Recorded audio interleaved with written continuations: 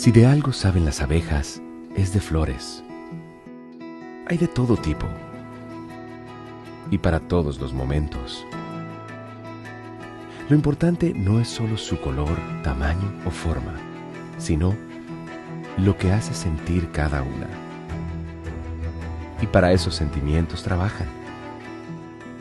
Igual que el Banco Central, que trabaja para hacer florecer la economía y que sientas estabilidad.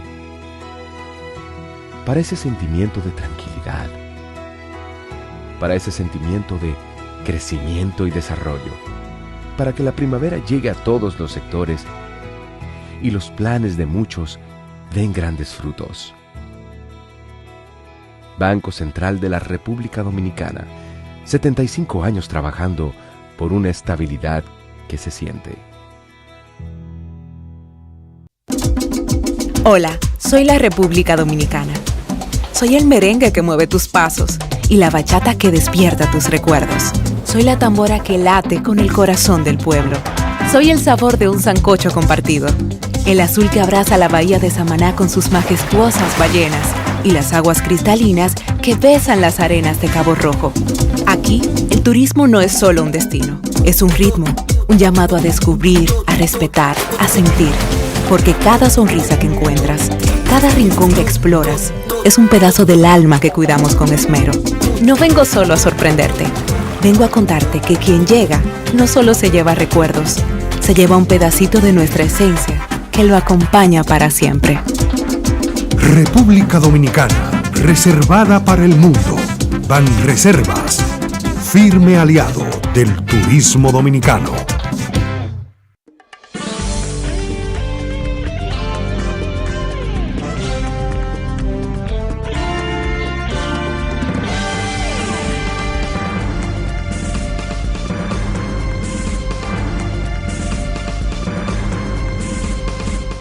Muy buenas tardes, amables televidentes. Bienvenidos a su cita diaria, crepuscular y nocturna en Teleimpacto, que es al final de la tarde despidiendo el sol y comenzando la noche. Ponga su caridad en buenas manos. Apoye el Patronato de Lucha contra el Cáncer de Villa González Incorporado. 809-443-8010. Ese es el número para localizar la directiva del patronato. También el Hogar Escuela Santo Domingo Sabio.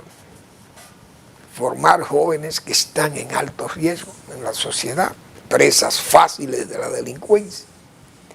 Y entonces los salesianos cuidan de ellos, los forman como ciudadanos útiles. Avenida Independencia, esquina General Gregorio Luperón en Santo Domingo. Y uno, pensando yo en esa institución y todos estos jóvenes que caen abatidos por la policía, delincuentes, esas son las cosas. Por eso es que se aboga para que esas instituciones se reproduzcan como hongos, así como la verdolaga, pero que se reproduzcan como viveros para obtener especímenes buenos, sanos para la sociedad. Imagínense, 3 jóvenes ahí en La Guayiga, Hato Nuevo, no sé, por ahí, muertos en forma violenta, parecen, son ajustes de cuentas. Dice la policía que puede ser.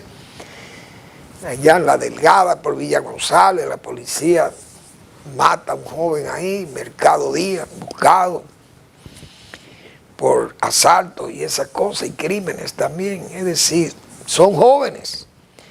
Entonces, cuando yo hablo de esa institución para salvar jóvenes en alto riesgo, son esos son los altos riesgos, que lo vemos a diario, ¿eh? Bueno, el Banco Central anuncia una subasta competitiva de notas. El Banco Central a lo suyo. Estamos hablando de que mañana, martes 18, a las 10 de la mañana hasta las 12 del mediodía. Hora de liquidación hasta las 12. Precios múltiples. Metodología de adjudicación. Monto total a subastar. 10.000 millones de pesos. Medio de remisión de oferta a través del sistema electrónico de subasta del Banco Central. Mediante correo electrónico se notificará. Serán publicados en la página de internet del Banco Central. Fecha de emisión 3/12 del 24, 3 de diciembre. Fecha de vencimiento 3 de diciembre del 2027.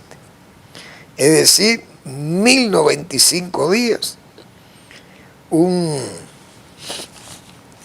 días cupón corrido, dice aquí 80, saldo disponible 50.000 millones, tasa de interés del cupón 8% anual, periodicidad de pago de los cupones semestral, forma de pago del capital a vencimiento. Denominación 10.000 millones y monto mínimo 1 millón de pesos. Es lo que se recibe en esa subasta de bonos. Y eso está muy bien, porque eso da confianza al sistema.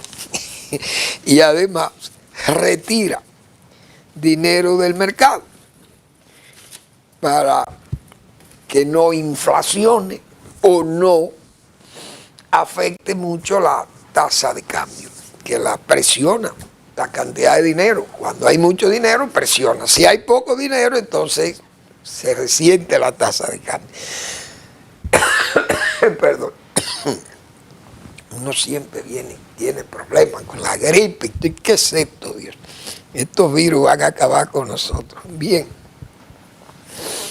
El presidente va para Guyana de nuevo. Va a una conferencia de energía. ¿Y cuántos viajes que lleva el presidente? El presidente debe llevar más de 40 viajes en sus 5 años, o 4 años y medio, más o menos, de ejercicio del gobierno. Y son viajes útiles. Si él entiende que son viajes que nos benefician o benefician al país, excelente, que lo haga el presidente. Está en su derecho. Ahora, como hay muchísimos adulones y áulicos que criticaban a Leonel Fernández o a Danilo Medina, pero Danilo no salía tanto. A Balaguer lo criticaban porque no salía. A Leonel Fernández le hacían críticas o le hacen críticas severísimas porque salía mucho. Al presidente Abinader se callan, no dicen nada. ¿Quién es el único que ha hecho una contabilidad o una contabilización de los viajes presidenciales? Fue el embajador o el ex embajador ante UNESCO en París, del señor Andrés L. Mateo, que le contabilizó, yo creo que fueron como 50 viajes a Leonel Fernández en sus ejercicios de gobierno, que fueron 3. Imagínense, el presidente Abinader lleva un ejercicio y meses y tiene casi 40 viajes realizados al exterior. Pero esa pluma o voz de, no voy a decir de alquiler, pero es una pluma y voz contratada o jurada con el presidente y el PRM, y entonces, claro, opta por callar, porque así es que son estos intelectuales de República Dominicana, tan raros, tan parecidos a los de Trujillo, porque así también criticaban a los que eran áulicos de Trujillo, aquellos intelectuales plegados a Trujillo. Muy bien, eran sujetos de crítica. Pero los intelectuales plegados a los demócratas no son objeto de críticas. ¿Por qué no? Porque es el mismo comportamiento. Eso no es asunto de dictadura o de democracia. Peor en la dictadura. En la democracia es peor que se sea un incondicional jurado. Porque la dictadura, por lo menos por temor, usted dice, bueno, déjame resguardar aquí para como dicen, no quiero vivir peligrosamente. Ese viejo estilo de los que saben, como se dice, nadar y guardar la ropa. Bien, pero que al presidente le vaya bien por ahí por Guyana. Y a propósito de Guyana, esos son de las promesas. Por eso es que los gobiernos, dígame usted, el presidente que hizo tantas promesas de Guyana, e inmediatamente salieron los áulicos a felicitar al presidente por esa internacionalización del agro dominicano. Tenemos una capacidad de exportar tecnología, exportar conocimientos, experiencias, y esos guyaneses que tienen ahora potencial de riqueza enorme por su explotación de hidrocarburos. Gente que vivió todo el tiempo alejada de nosotros, son de los cercanos lejanos, como se dice, porque son caribeños, pero es gente que están en las antípodas para nosotros, o estuvieron. Guyana ahora ha buscado más relaciones en el Caribe y en las naciones como nosotros, que son de habla hispánica. Porque esas son naciones que tienen habla inglesa, francesa, etcétera, etcétera. Entonces, por eso nosotros siempre dijimos, ¿qué es lo que van a buscar, lo que van a sembrar? ¿Dónde están los sembradores dominicanos? Incluso Omar Benítez de una vez anunció que ya ellos tenían una comisión que iba de excelente, de superproductores dominicanos para ir a auxiliar a Guyana y hacer negocio en Guyana. ¿Y dónde están? No ha ido uno. Yo creo que no se ha hablado más de eso, pero todo eso es encanto y asunto de festinar las noticias sabiendo nosotros las deficiencias que hay aquí en el agro. Que por cierto, el mismo Omar Benítez, que es el vicepresidente de la Junta Agroempresarial Dominicana, excelente gremio, y donde están refugiados los mejores productores nacionales y los más grandes. Omar, lo vi que fue a una entrevista del periódico Hoy y habló de todas las bondades del agro.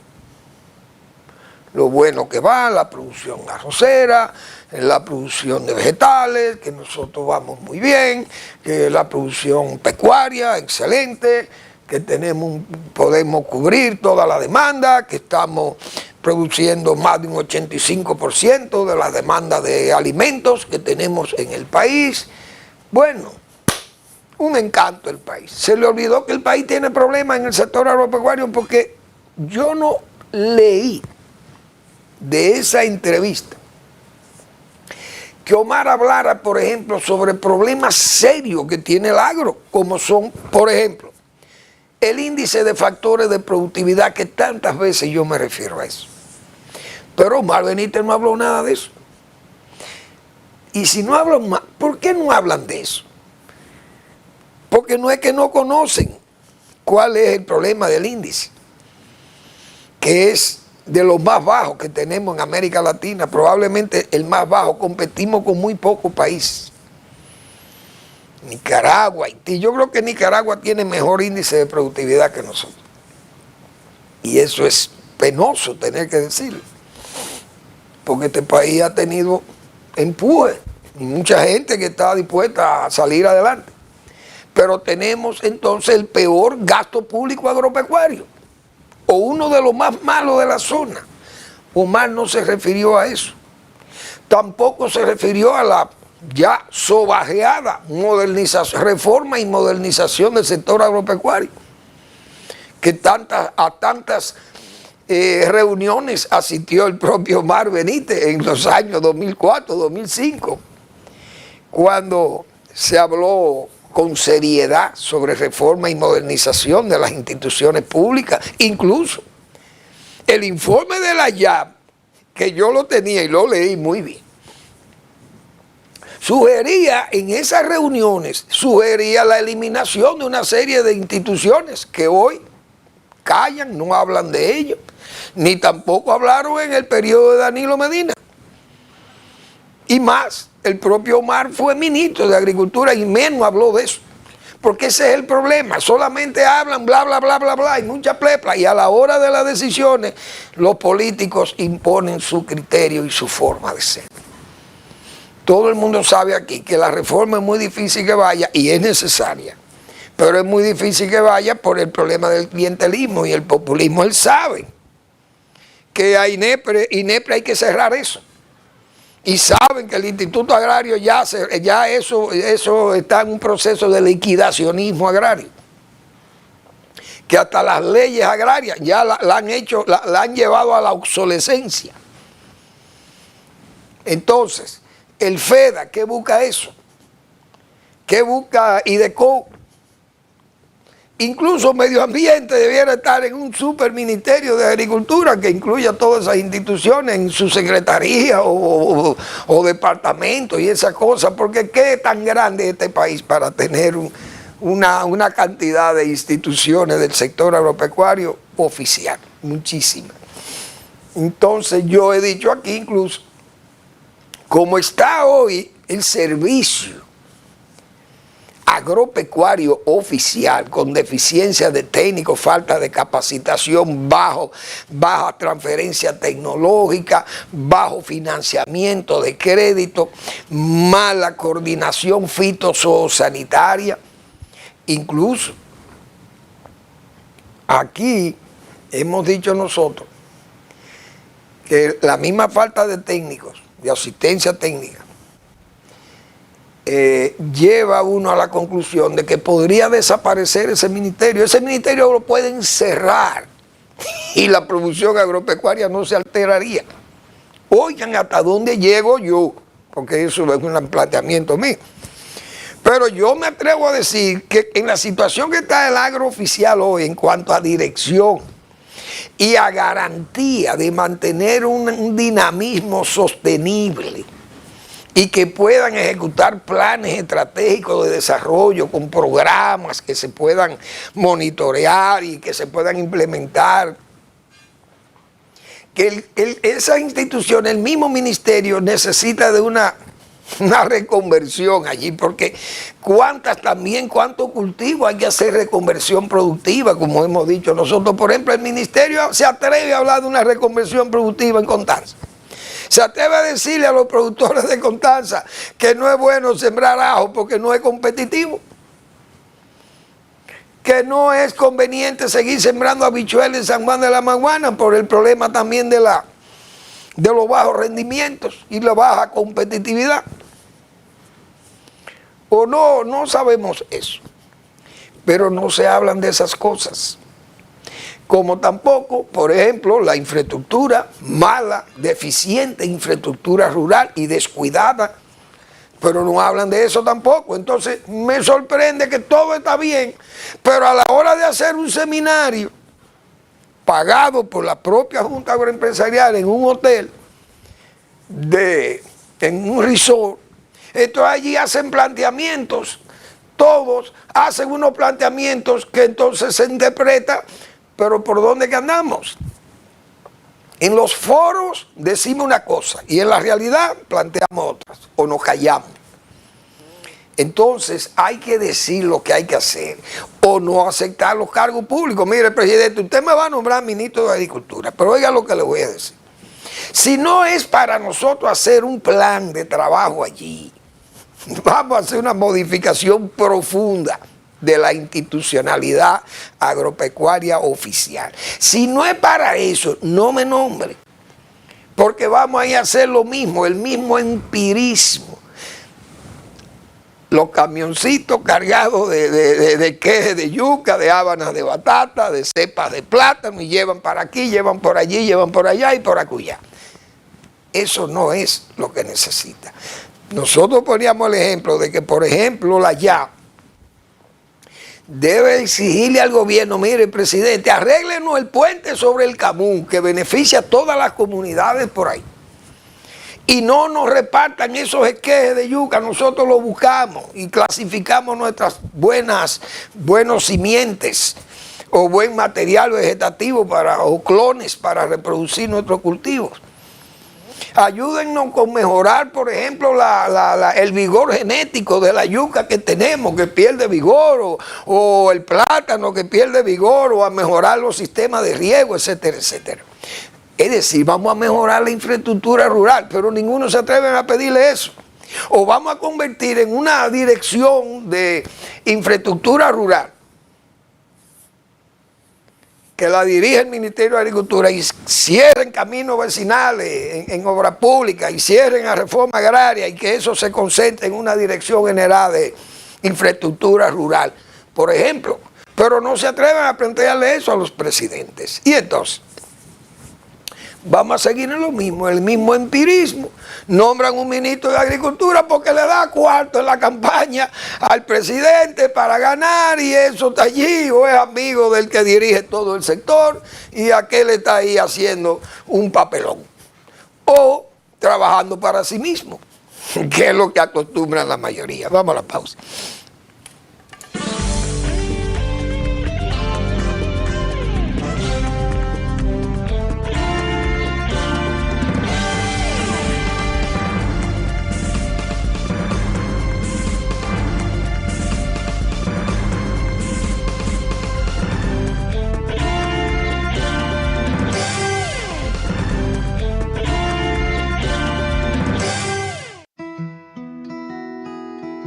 Si de algo saben las abejas, es de flores. Hay de todo tipo y para todos los momentos. Lo importante no es solo su color, tamaño o forma, sino lo que hace sentir cada una. Y para esos sentimientos trabajan. Igual que el Banco Central, que trabaja para hacer florecer la economía y que sientas estabilidad. Para ese sentimiento de tranquilidad, para ese sentimiento de crecimiento y desarrollo, para que la primavera llegue a todos los sectores y los planes de muchos den grandes frutos. Banco Central de la República Dominicana, 75 años trabajando por una estabilidad que se siente. Hola, soy la República Dominicana. Soy el merengue que mueve tus pasos y la bachata que despierta tus recuerdos. Soy la tambora que late con el corazón del pueblo. Soy el sabor de un sancocho compartido, el azul que abraza la bahía de Samaná con sus majestuosas ballenas y las aguas cristalinas que besan las arenas de Cabo Rojo. Aquí, el turismo no es solo un destino, es un ritmo, un llamado a descubrir, a respetar, a sentir. Porque cada sonrisa que encuentras, cada rincón que exploras, es un pedazo del alma que cuidamos con esmero. No vengo solo a sorprenderte, vengo a contarte que quien llega no solo se lleva recuerdos, se lleva un pedacito de nuestra esencia que lo acompaña para siempre. República Dominicana, reservada para el mundo. Banreservas, firme aliado del turismo dominicano.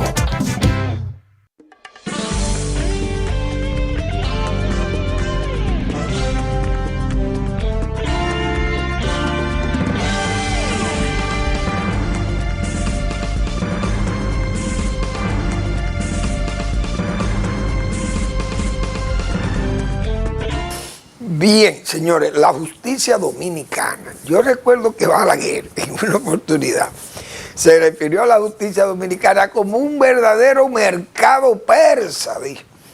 Bueno, a Balaguer se le dijo hasta del mal que se iba a morir, como se dice.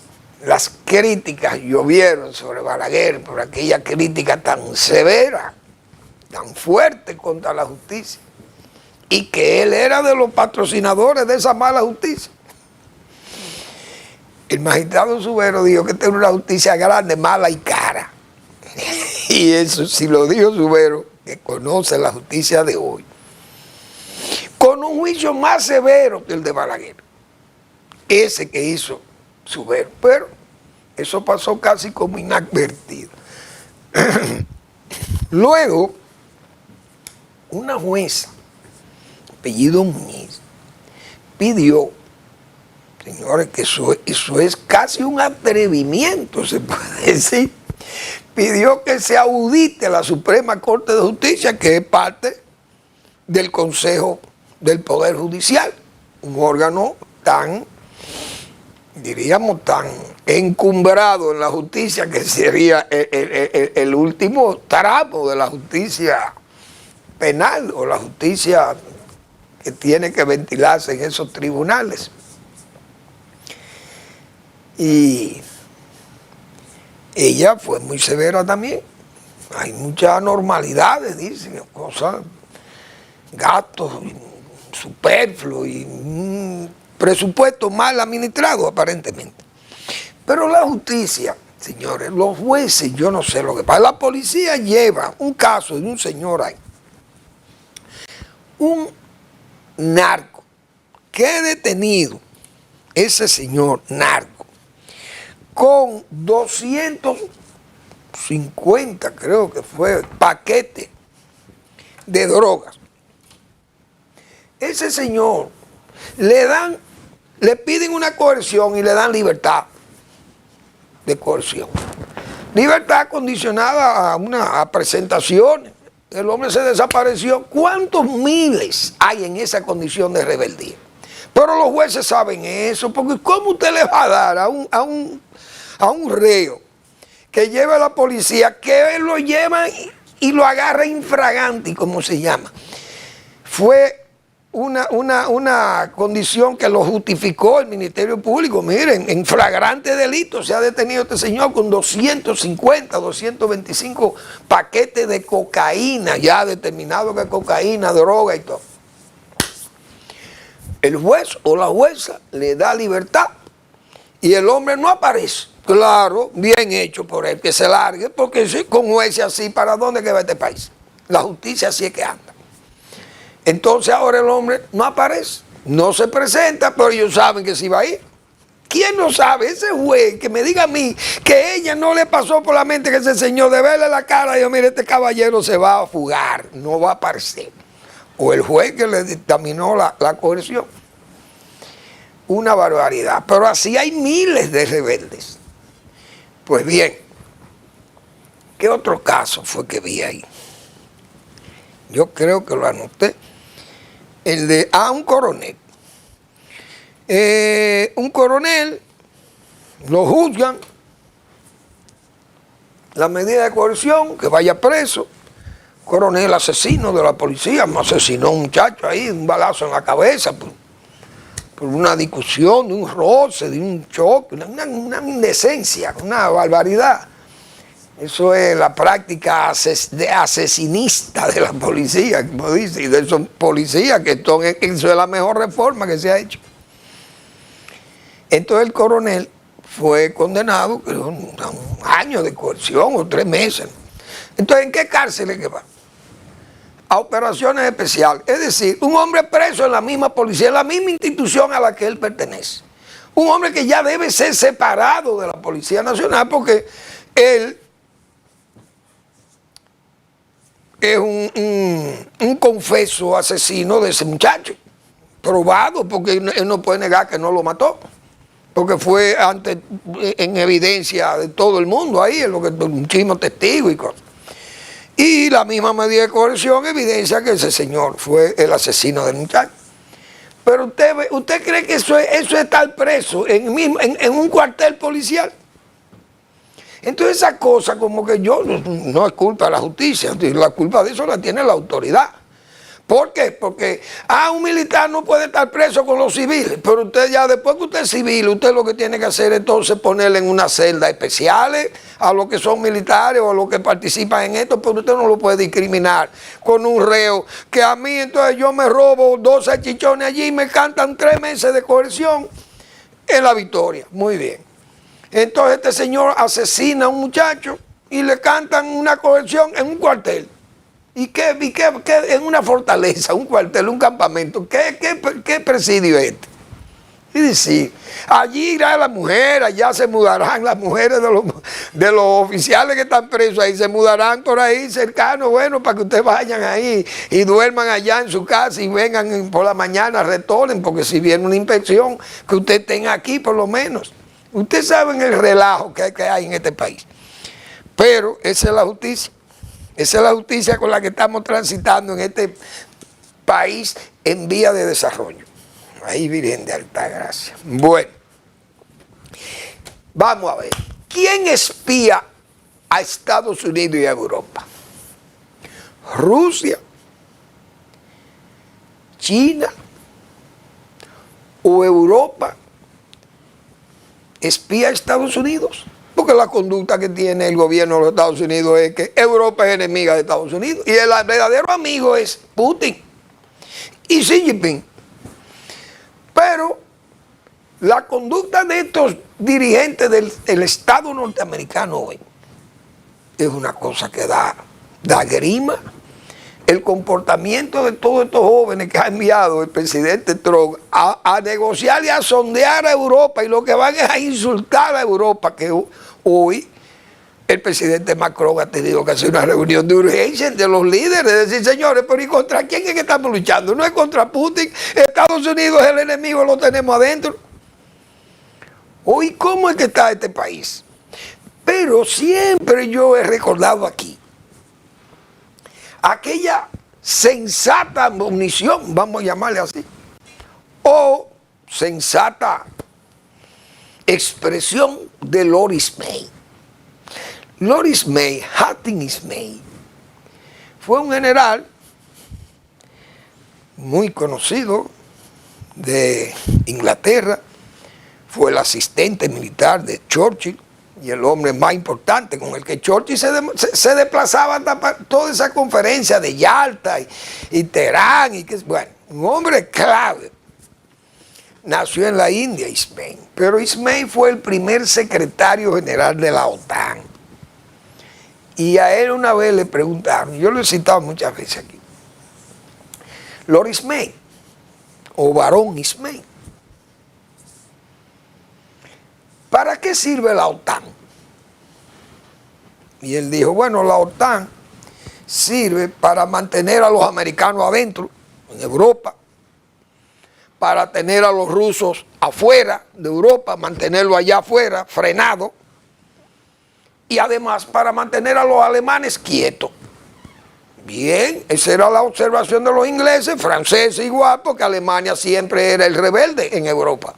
Y todas las guerras eran entre Alemania y los demás. Por eso yo siempre he dicho, ya con el nivel de distensión y de amistad que hay entre Francia, Alemania e Inglaterra y toda la Europa, yo decía, Alemania tiene que rearmarse para poner orden ahí, porque a Francia la respetan, porque tiene sus armas atómicas y la tiene también Inglaterra. Y Putin no se atreve a amenazar a esa gente, pero ellos saben lo que hay ahí. Y por eso fue que desarmaron a Ucrania. Porque muchos viven hablando de que Ucrania, y para el propio Donald Trump y los agentes de él, que es una vergüenza que ejerce el jefe de prensa, fuera a decirle allí que no cuenten con la OTAN, que ya que se va y que Estados Unidos se va de ahí, que no cuenten con Estados Unidos. Ustedes están oyendo la barbaridad de aquellas decisiones. Y Estados Unidos, que es el país clave de la OTAN, porque todo el mundo sabe lo grande que es, y su ejército lo grande que es, y lo poderoso que es como nación, pero Europa no tiene que quedarse tampoco de brazos cruzados, porque Alemania, científicamente hablando, tiene la misma capacidad que los americanos, incluso más. Alemania lo que pasa es que se ha restringido en esa tecnología, principalmente militar. Estados Unidos ha logrado empujar su tecnología más que todo el mundo, muy bien, pero todo el mundo sabe de dónde surgieron los grandes científicos que desarrollaron las telecomunicaciones, que desarrollaron las armas nucleares, fueron alemanes. Quienes desintegraron el átomo primero fueron los alemanes, quienes llevaron los cohetes a la luna y llevaron todos los satélites por todo el espacio. Fue Mr. von Braun, Werner von Braun, alemán. Entonces, Alemania lo que tiene que armarse y prepararse, como ya ellos están ya conscientes de lo que hay. Que con Estados Unidos y Trump no se puede contar, porque Trump es una especie de camarlengo del Kremlin. Decía yo aquí, el camarlengo es ese cardenal que tienen siempre en el que cuida el Vaticano. El Papa siempre tiene un cardenal que cuida el Vaticano, como dice la vigilia de la curia, el camarlengo. Bueno, pues el camarlengo del Kremlin será Donald Trump. Nosotros dijimos aquí, Putin está esperando a Trump porque está desesperado. Y no es verdad que él está ganando esa guerra de Ucrania. Él está perdiendo la guerra de Ucrania y nosotros lo hemos dicho aquí durante 3 años. La mejor prueba, Putin mandó su ejército enorme y conquistó, diríamos, un 40% del territorio de Ucrania, con un ejército de 600.000 hombres y toda aquella maquinaria poderosa militar. Ucrania no tenía ni cómo defenderse. Cuando comenzaron a llegar las armas de Occidente, de Estados Unidos y de Europa, fue que Ucrania entonces comenzó a repeler esa agresión. Y, señores, de ese 40% del territorio de Ucrania que capturó Rusia, apenas tiene hoy un 18, un 20%, pero tiene un 54% fue recuperado por Ucrania cuando aquella contraofensiva y todo aquello. El 54% del territorio de Ucrania que había conquistado Rusia lo reconquistó, lo reganó Ucrania. Una prueba de que los ucranianos le han dado una pela a Rusia. Porque Rusia ha tenido que apelar a Corea del Norte, a soldados de Corea del Norte, aquel ejército poderoso. Y a los armamentos de Irán, 2 países que son diríamos, dos enanos en el orden mundial del poder. Entonces, ¿cuál es la ganancia que ha tenido Rusia? Rusia está perdiendo esa guerra, miles de muertos, centenares de miles de muertos, heridos. Tienen territorio ocupado, tiene Ucrania, territorio ocupado de ellos, le ha dado verdaderas batallas y ha frenado a los rusos con avance mínimo aquel ejército poderoso, entrando metros en las áreas ya ocupadas, 3 años que la ocuparon desde el mismo inicio de la invasión. Están, que digo yo, Ucrania, porque se dejó desarmar, creyendo en Occidente. Estados Unidos, Bill Clinton, 94, aquellos acuerdos de Budapest. Mire, ustedes tienen que entregar las armas atómicas porque Ucrania tiene capacidad para tener armas atómicas también. Pues si la tiene Irán y Corea del Norte, que son dos ventorrillos. Ucrania tiene más nivel tecnológico que esos países, porque era uno de los centros tecnológicos más importantes de la Unión Soviética. Sus muelles, toda el área de producción de barcos y submarinos, todo estaba en Ucrania. Sus bases, sus plantas termoeléctricas, termonucleares. Entonces, fue desarmada, acuerdo de Budapest. Estados Unidos, Rusia, Alemania, la Unión Europea participaron de buena fe que Rusia no iba a invadir a Ucrania. Mírenlo ahí lo que pasó. Entonces, nosotros dijimos aquí, hicimos un símil con lo que hizo Chamberlain, Neville Chamberlain, la semana pasada. Porque la historia está escrita ahí. Yo no estoy inventando nada. Y decíamos nosotros la semana pasada que Neville Chamberlain, que fue primer ministro de Inglaterra, creyó en Hitler. Fue y firmó con el Führer. Mire, le dijo el Führer, a mí me interesa conquistar para Alemania la parte alemana o germana de Checoslovaquia. Ahí hay una zona que es limítrofo con nosotros, hablan alemán, nosotros queremos que esa gente se integre en Alemania, igual que Austria. Y Neville Chamberlain, de buena fe, y los franceses dijeron, no, está bien, se solo coge esa parte de Checoslovaquia y quédate tranquilo. Pero el hombre se cogió a Checoslovaquia entero, se cogió a Austria y después bombardeó a Polonia y se quedó con Polonia también. O la mitad de Polonia y la otra mitad se quedó Rusia con ella. Entonces, todo el mundo sabe el ridículo que hizo Neville Chamberlain.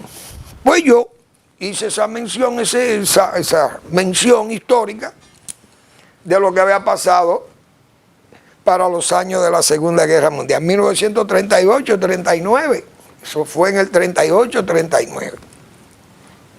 Pues hoy he visto que en Europa en las reuniones que hubo en Múnich, en la conferencia de Múnich que hubo ahora cuando fueron los americanos, precisamente hablaron de Chamberlain. Con respecto a posibles concesiones a Rusia, dice Chamberlain, Yalta o Helsinki, es la pregunta que se hacen los europeos. Con respecto a posibles concesiones a Rusia, como las que planteó en día pasado el secretario de Defensa de Estados Unidos, Pete Hegseth, al calificar de ilusoria la idea de volver a las fronteras de 2014, cuando Rusia decidió invadir Crimea y todo el este de Ucrania y tomar todos esos territorios, un 40% del territorio de Ucrania. Algunos mandatarios europeos han evocado una comparación con la política de apaciguamiento de Neville Chamberlain frente a los nazis, que quedó plasmada en los resultados de la conferencia de Múnich de 1938. Eso yo lo referí aquí la semana pasada 2 veces, porque es la historia, no estoy inventando nada. Pero fíjense cómo en esa conferencia de Múnich, otra vez, porque aquella fue en el 38, con las mismas preocupaciones que hay hoy, con las preocupaciones con el nuevo nazi, que es Putin, el verdadero nazi, el verdadero Hitler es Putin. Es el que está amenazando y se va este señor Hegseth va a Europa a insultar a los europeos, el secretario de Defensa, a decir que la amenaza, y el propio J.D. Vance, el vicepresidente de Donald Trump, dinamitero también como Trump, y van a decirle a Europa, no, la amenaza de ustedes no es Putin ni China, la amenaza son ustedes mismos. Usted está oyendo de cosas disparatadas como esa. Vamos a la pausa.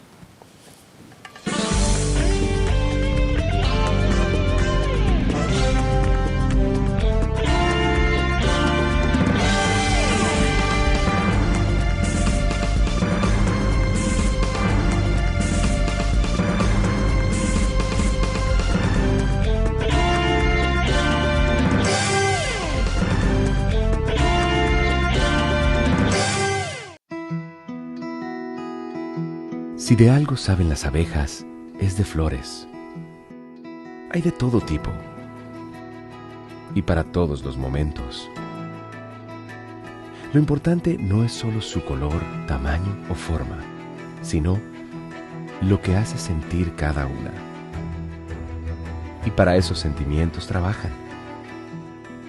Igual que el Banco Central, que trabaja para hacer florecer la economía y que sientas estabilidad.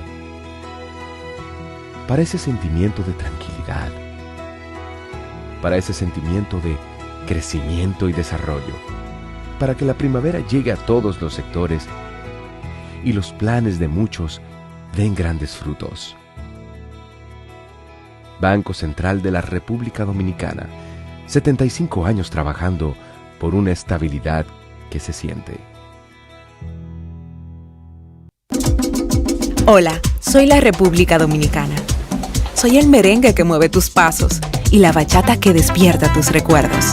Soy la tambora que late con el corazón del pueblo. Soy el sabor de un sancocho compartido, el azul que abraza la bahía de Samaná con sus majestuosas ballenas y las aguas cristalinas que besan las arenas de Cabo Rojo. Aquí, el turismo no es solo un destino, es un ritmo, un llamado a descubrir, a respetar, a sentir. Porque cada sonrisa que encuentras, cada rincón que exploras, es un pedazo del alma que cuidamos con esmero. No vengo solo a sorprenderte, vengo a contarte que quien llega no solo se lleva recuerdos, se lleva un pedacito de nuestra esencia que lo acompaña para siempre. República Dominicana, reservada para el mundo. Banreservas, firme aliado del turismo dominicano.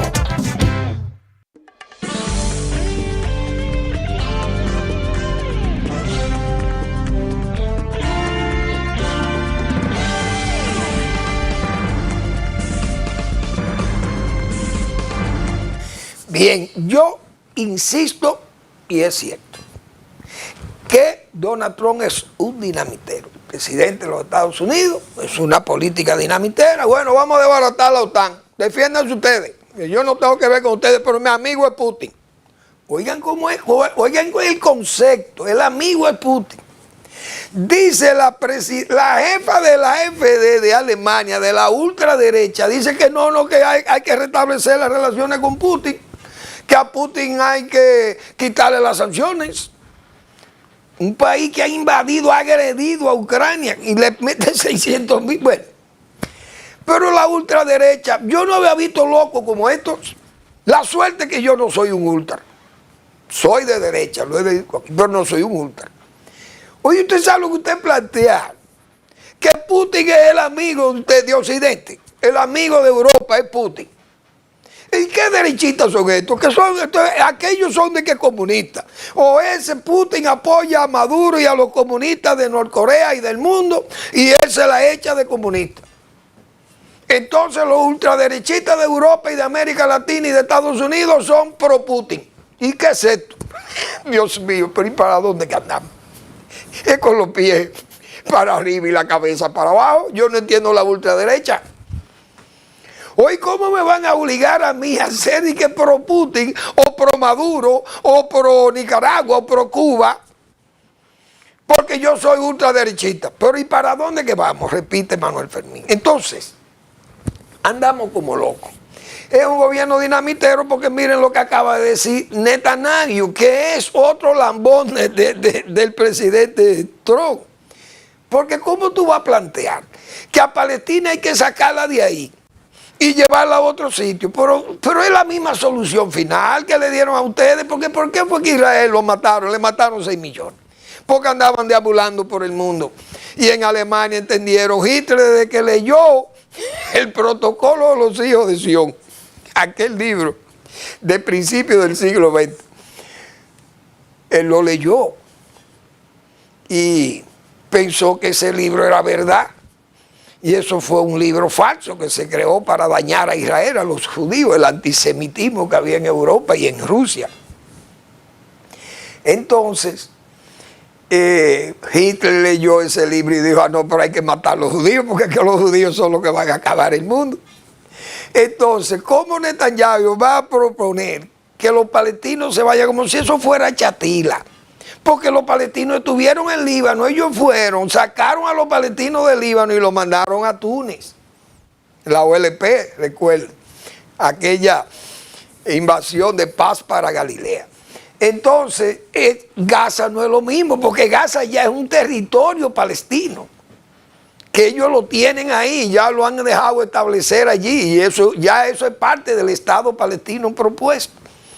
Entonces uno no entiende toda esta locura que están subiendo de este gobierno de Donald Trump, que repito es un dinamitero y crea la estampida, porque ahora tiene la OTAN loca. Usted sabe lo que es oír un diputado de Canadá, que han puesto a Canadá enemiga ahora de Estados Unidos, que abuchearon hasta el himno de los Estados Unidos ha sido abucheado en Canadá. Y un diputado ha dicho que él nunca besaría el anillo del gángster de Mar-a-Lago. Y ustedes saben esa ofensa, decirle eso al presidente de los Estados Unidos, decírselo a un canadiense. Un territorio que Canadá y Estados Unidos son dos países hermanos que están ahí. Bueno, pero esas son cosas que yo no entiendo esto. Bien. De todas formas, vamos a ver cómo van a seguir los eventos entre Europa y ellos y su Arabia Saudita.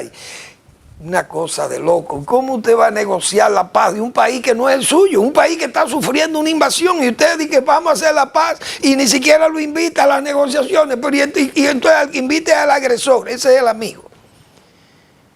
Por eso digo, es el camarlengo del Kremlin es Donald Trump. Bueno. Ahora el que está activo es Vinicito. Yo saludo a Vinicito, porque Vinicito sí es verdad que no deja pasar un strike, como se dice. Y le lanzó esa recta a Danilo Medina. Yo creo que hay algo ahí que yo le mandé a Eric. Pero yo felicito a Vinicito, que Vinicito es un hombre que está en lo suyo. Se reporta apagón en el Gran Santo Domingo y zona este del país. Miren la fecha en el cuadro. el recuadro. 17 de febrero de 2020. ¿Quién era el presidente? Danilo Medina.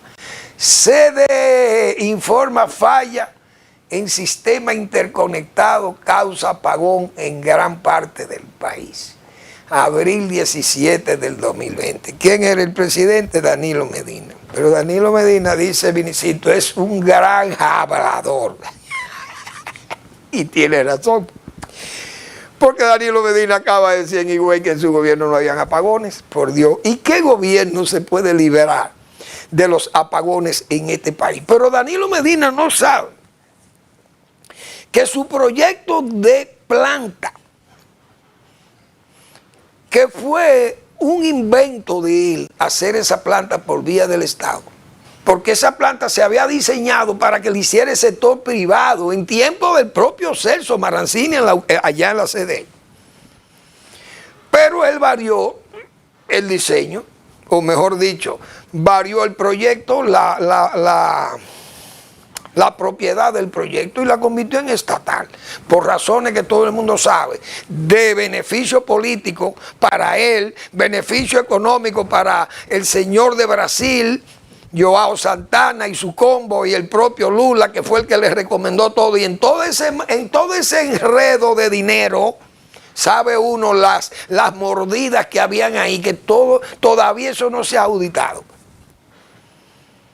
Entonces, Catalina se planeó para 45 meses y duró 85 meses la construcción, y entonces no hubo ahí demanda de energía que no se podía suplir. Por eso eran los apagones, porque uno tiene que ser consciente de eso. Este gobierno vino con un déficit también, porque se va generando un déficit, porque el país va creciendo, y cada vez que el país crece demanda más energía. Hoy cada vez que hacen un hotel por ahí o un edificio de apartamentos y se mudan 50, 40 familias, ¿quién es que demanda esa energía? Pero hay que suplirla. Es decir, son cosas que estos políticos tienen una memoria muy frágil y creen que se le olvida a la gente todos los tollos y los desórdenes financieros, económicos, de corruptela y de todo lo que hubo en esos gobiernos, tanto el de él y todo lo del PLD y lo de Balaguer y todo el mundo. Aquí ha habido corrupción desde Pedro Santana, que era más serio que todo ello. Brutal, es verdad, pero heroico, igual que el propio brigadier Juan Sánchez Ramírez. Tenía el cuerpo así también, el pecho crecido como Siño Pedro. Pero era también brutal, pero heroico. Esa es la verdad. Y que así que debieran aparecer varios dominicanos. Para todo el que sea pro haitiano, traidor a la patria, pasarlo por las armas. Porque eso sí es verdad que no jugaban esos amigos, como dijo el propio brigadier. Pena de la vida, el tambor que tocar es retirada, aunque fuera yo mismo. Que la tocar, usted está oyendo. Ay, Dios. Gracias por su atención. Nos vemos mañana en otra entrega del final de la tarde, despidiendo el sol y comenzando la noche.